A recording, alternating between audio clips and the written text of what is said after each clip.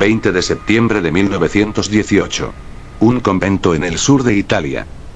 El joven sacerdote Francesco Forgione, de 31 años, estaba rezando en el coro después de celebrar la misa.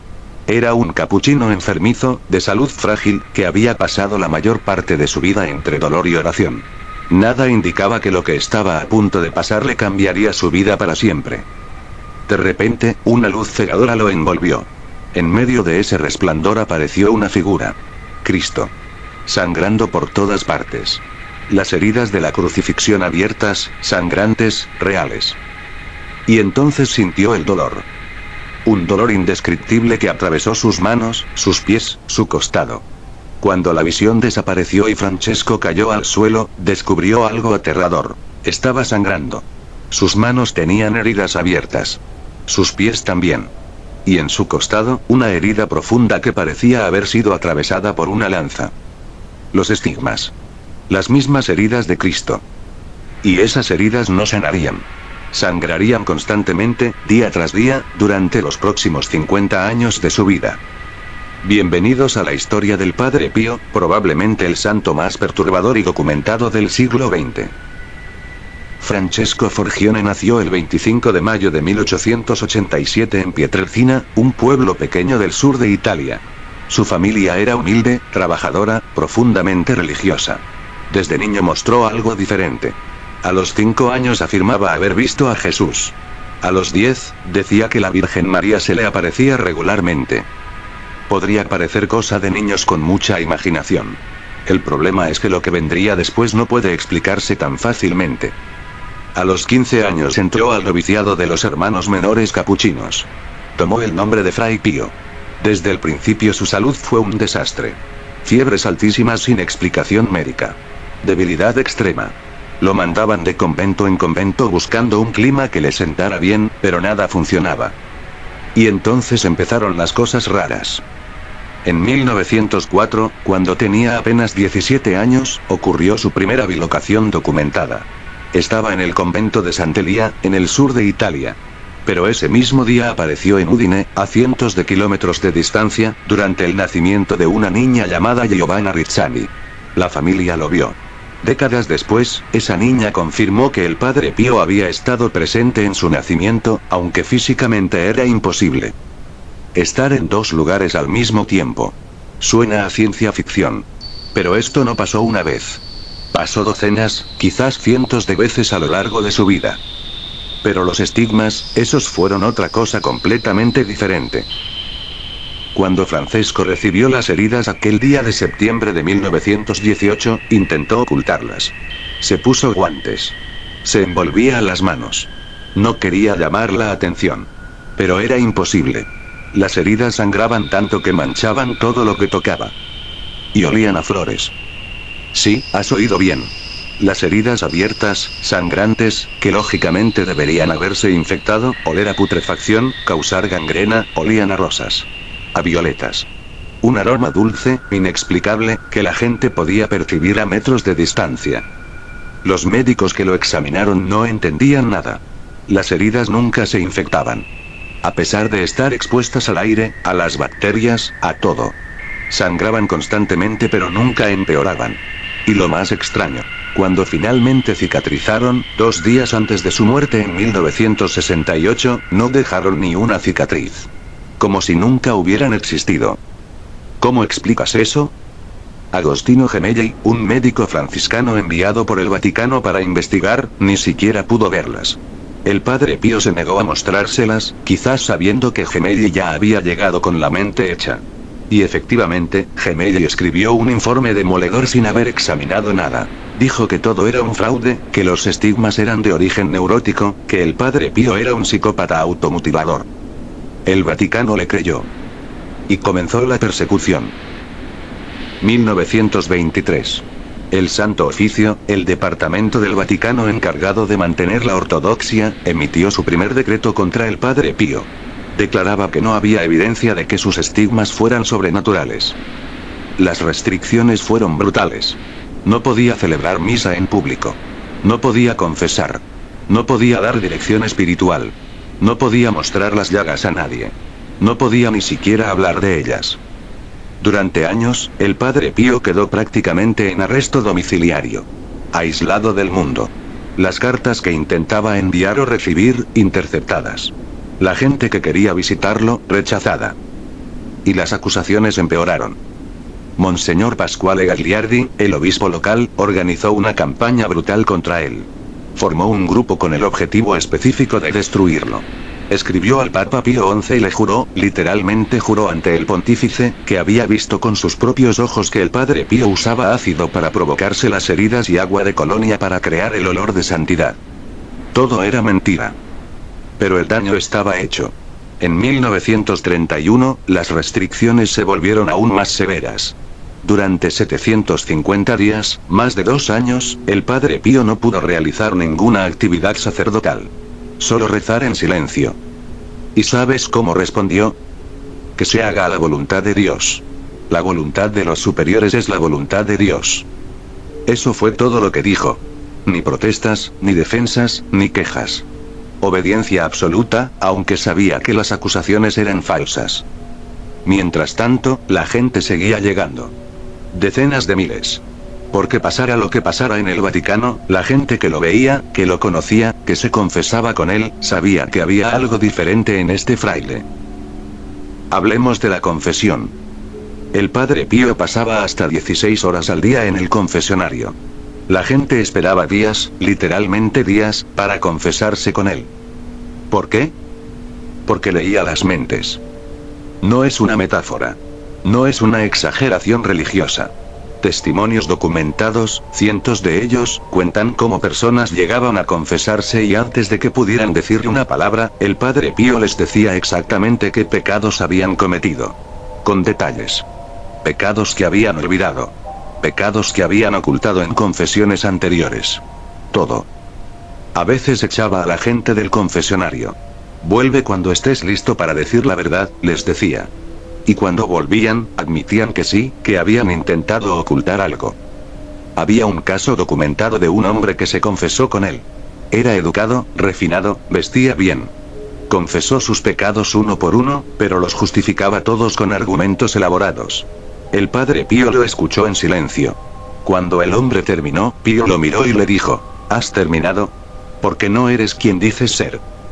El hombre se levantó furioso y cuando salió del confesionario, dejó un olor a azufre tan fuerte que la gente tuvo que abrir las ventanas.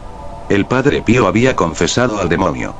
Satanás había ido disfrazado de penitente para tentarlo y no había funcionado.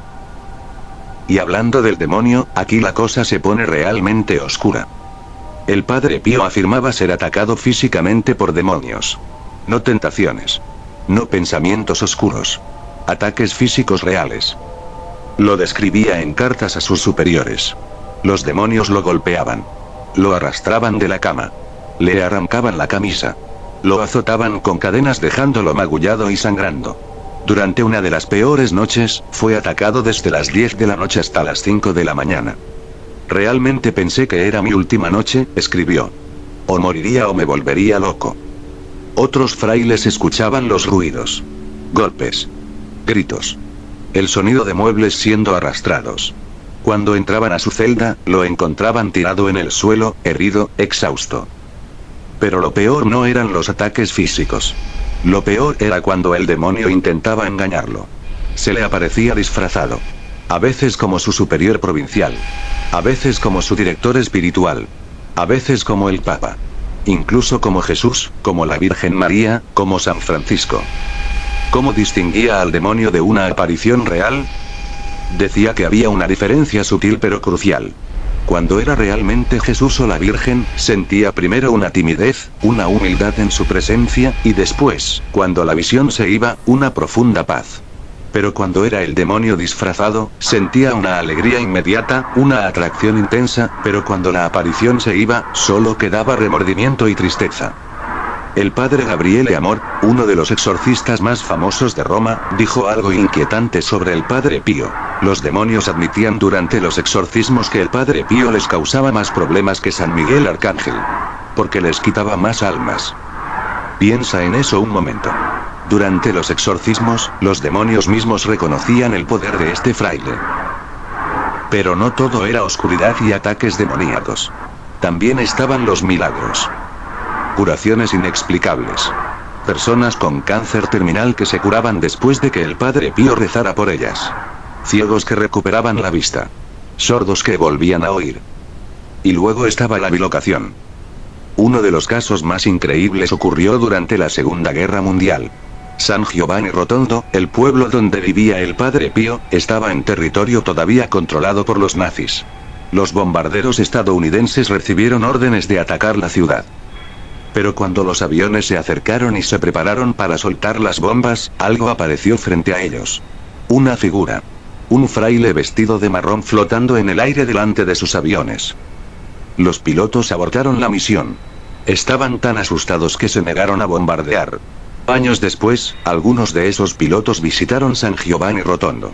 Cuando vieron una foto del Padre Pío, lo reconocieron inmediatamente. Era él.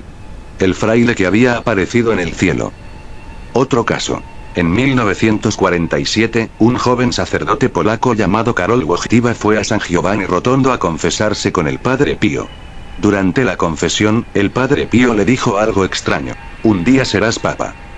Wojtyła pensó que el anciano estaba bromeando o delirando. Era solo un sacerdote joven y desconocido de Polonia. ¿Papa? Imposible. Décadas después, Karol Wojtyła se convirtió en Juan Pablo II. Y fue él quien beatificó y luego canonizó al Padre Pío en 2002.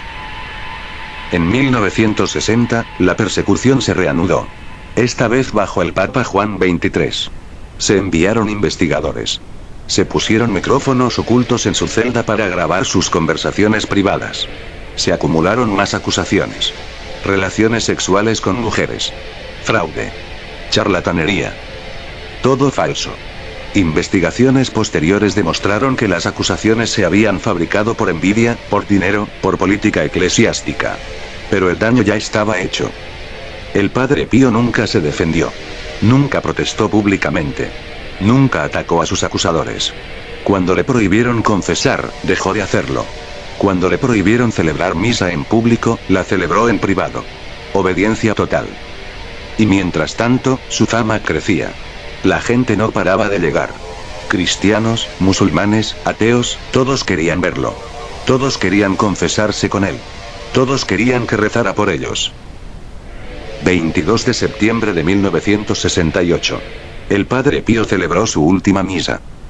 Esa misa fue especial porque ese día se cumplían exactamente 50 años desde que había recibido los estigmas. Medio siglo sangrando por las heridas de Cristo. Al día siguiente, 23 de septiembre, murió. Tenía 81 años. Pero antes de morir, pasó algo extraordinario. Las heridas que lo habían acompañado durante 50 años, que nunca habían cicatrizado, que sangraban constantemente, desaparecieron. Completamente. No dejaron cicatrices. No dejaron marcas. Como si nunca hubieran existido. Los médicos que examinaron su cuerpo no encontraron nada. Ni una señal de que alguna vez hubiera tenido esas heridas. Su funeral fue masivo. Más de 100.000 personas fueron a despedirlo. Tuvieron que mantener su ataúd abierto durante 4 días porque la multitud era tan grande que no podían pasar todos. Y las historias no pararon. Porque incluso después de muerto, la gente seguía reportando milagros. Curaciones. Apariciones. El Padre Pío visitándolos en sueños. Salvándolos de accidentes. Intercediendo por ellos. Su canonización en 2002 reunió a más de 300.000 personas en la plaza de San Pedro. Una de las más multitudinarias de la historia. Hoy su cuerpo descansa en San Giovanni Rotondo. Y sigue intacto. Incorrupto. Como si estuviera dormido, no muerto. Entonces, ¿qué hacemos con todo esto? ¿Cómo explicas a un hombre que sangró durante 50 años de heridas que aparecieron de la nada y desaparecieron sin dejar rastro? ¿Que olía a flores en lugar de a infección? ¿Que podía estar en 2 lugares al mismo tiempo? Los escépticos dirán que es todo exageración religiosa. Que los testimonios no son confiables. Que la gente veía lo que quería ver. El problema es que hay demasiados testimonios. Demasiada documentación. Demasiados médicos, científicos, periodistas, incluso ateos confesos, que vieron cosas que no podían explicar. El Vaticano mismo lo investigó durante décadas. Le prohibieron confesar, celebrar misa, recibir visitas. Pusieron micrófonos ocultos para atraparlo en alguna mentira. Lo acusaron de fraude, de automutilación, de usar ácido para crear las heridas. Y no encontraron nada. Absolutamente nada que probara que estaba engañando a nadie. Peor aún, todos los que lo acusaron, todos los que montaron campañas para destruirlo, quedaron desacreditados. Monseñor Gagliardi, el obispo que juró haber visto al Padre Pío usando ácido, quedó expuesto como un mentiroso. Carlo Macari, el investigador que escribió un informe devastador acusándolo de relaciones sexuales, se retractó años después en su lecho de muerte y pidió que el Padre Pío rezara por él. ¿Qué tipo de fraude dura 50 años bajo escrutinio constante y nunca es descubierto? ¿Qué tipo de alucinación colectiva afecta a cientos de miles de personas de diferentes países, culturas y creencias? ¿Qué tipo de coincidencia explica que un hombre predijera que un joven sacerdote polaco se convertiría en papa décadas antes de que pasara? El Padre Pío de Pietrelcina. El santo de los estigmas. El fraile que sangró durante medio siglo y que, según parece, sigue intercediendo desde donde sea que esté ahora. Y eso, para mí, es más perturbador que cualquier historia de terror que puedas imaginar. Porque si es verdad, ¿qué más es verdad? Esa es la pregunta que te dejo.